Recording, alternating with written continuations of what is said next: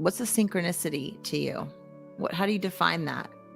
So at the very least, I view synchronicities as coincidences that are meaningful to our life. So I am living my life. I have an ego. I have a journey to my life. I care about my life, my well-being, my relationships, my connections. That's meaningful to me because I have this life that I have to take care of. So when I see coincidences happening or things that line up in such a way that it's like, oh, that's special because I have to take care of this body. At the very least, it's that. And that's rightful to say, a coincidence that's meaningful to my life. It might not be meaningful to your life. You're like, Paul, I don't care that you saw the same car that the woman of your dreams drove, and it drove right into you, and that means you're supposed to be together forever. Like, people grab on to things. They want more meaning to their life, and we really want meaning, and so we tend to like add this meaning to some of these life experiences, and I think that's okay. Unless you take it to that extreme, like, oh, I'm so intuitive, and you and I have spent 8,000 lifetimes together, and of course we're meeting again, and so this means we have to be together. Like that part is like, all right, hold up a little bit.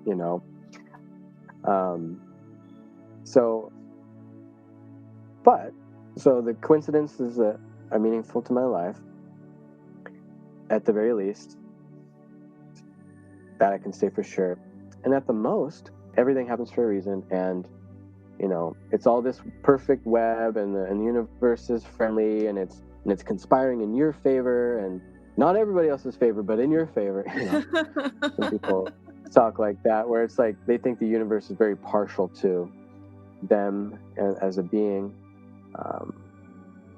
I don't think the universe. I mean, I think we are a fruit of the universe. We are a product of the universe. We're not some entity that comes from a different universe or a non-universe that gets popped into our mother's womb and out into the world.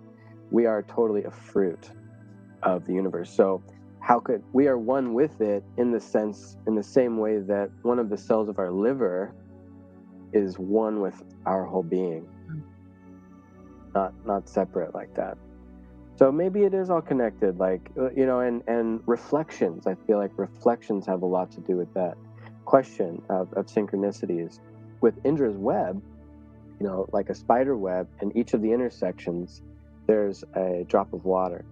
And each of the drops of water being a 360 orb, like, a drop of water will reflect everything from a 360 thing. And depending on your orientation to that drop, you'll see a slightly different reflection.